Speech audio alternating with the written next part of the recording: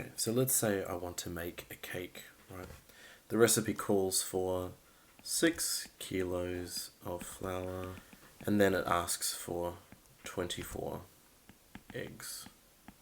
Right, this is a big party, making a lot of cakes. I go to my pantry, but I've only got 18 eggs. And I think, well, go buy some more eggs. Or I can work out how much flour can I add to this, right? Now, if we consider this as a ratio, for every 6 kilos of flour, I put 24 eggs in. So if I've only got 18 eggs, how many kilos of flour? Now, there's a couple of ways we can do this. The first way is to compare denominators and numerators, right? So how much do I need to times 6 by, right, to get the amount of flour I need? Well, same question here. How many times can I times 24 by to get 18? Right, so that's the question that needs to be asked. So let's write this out in an equation form. 24 times what equals 18? Right. Well, let's divide that by 24, divide this by 24. That'll cancel out, and then we'll know what that factor is. Right, 18 over 24. Now the common factor is 6 in both of these numbers, so that's the same as 3 over 4, right? So we times this by 3 over 4, 24 times 3 over 4 will equal 18, which means we need to do the same over here, right? And then we'll know what, let's call this n, then we'll know what n is, right? So essentially n is equal to 6 times 3 over 4, right? Now we can write this in this format here, 3 over 4, right?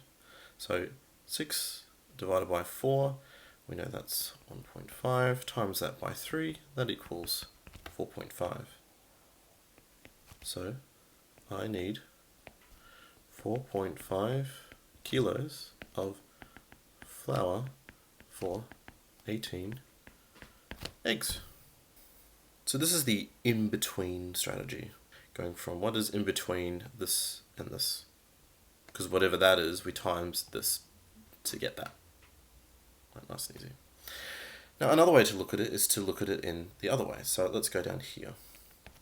Alright, so let's write it out again. So 6 kilos of flour over 24 eggs equals, again we're writing n, because we want to know how much flour, by 18.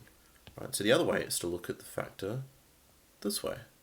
Right, 6 times what equals 24. We can do the same thing again, divide by 6, and that equals 4.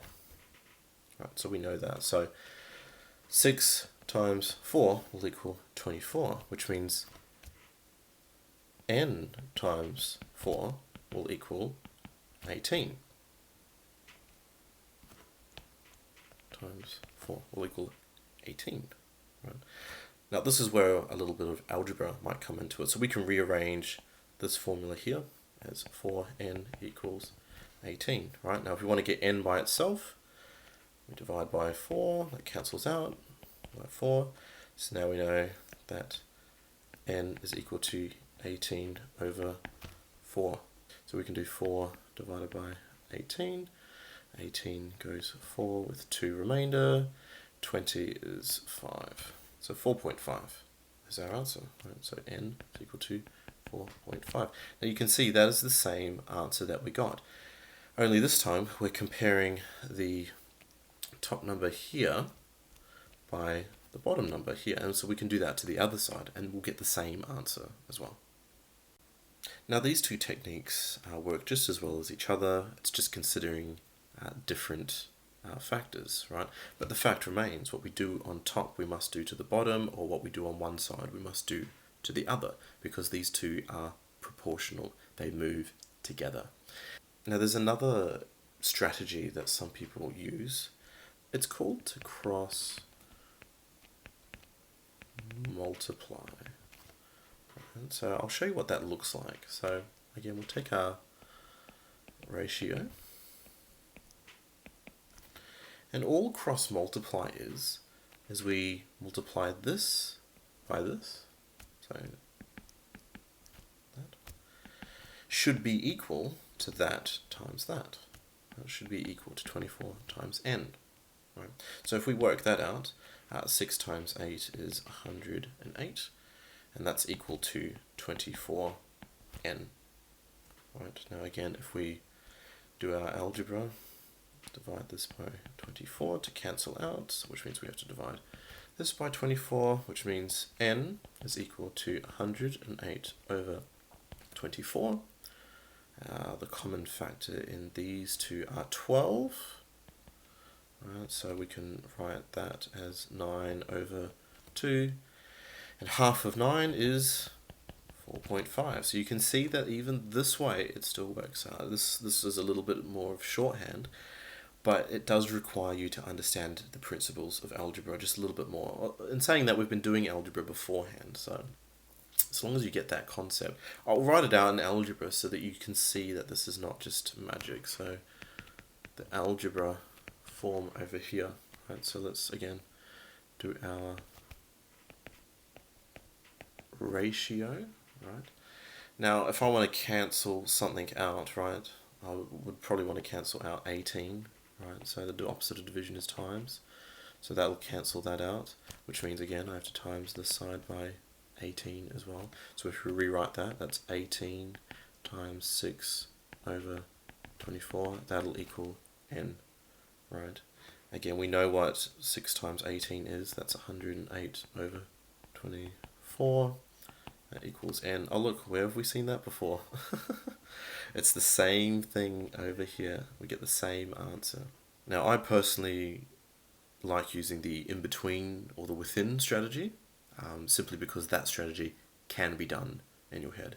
I'll show you how sort of I would do that in a quick sort of way. So I might write this out in a ratio form, right, which is just a different way of representing the same thing. And I will ask the question, like what we asked before, 24 times what equals 18, because whatever that is, we will times 6 by it as well. Right. Now the opposite of times is division. So instead of 24 times 18, we will go 18 divided by 24. And we know that that's 3/4, which if we convert that into a decimal is 7.5. Right. Now I will times this side by 7.5. That will give me that, which means I times 6 by 7.5. So 6 times 0.75, that also equals 4.5. So that's the quick way of doing the in-between method. Again, this is how proportionality works. What you do to one side, you must also do to the other, whether you're going this way or whether you're going this way. The principle is the same, and that's how you solve for proportionality. And this is a real world example, and this can be applied to mechanics, to gardening, to a range of different industries and different activities. This also works if you want to scale up a recipe or scale down a recipe. Maybe you don't want to make as much, so you scale the recipe accordingly.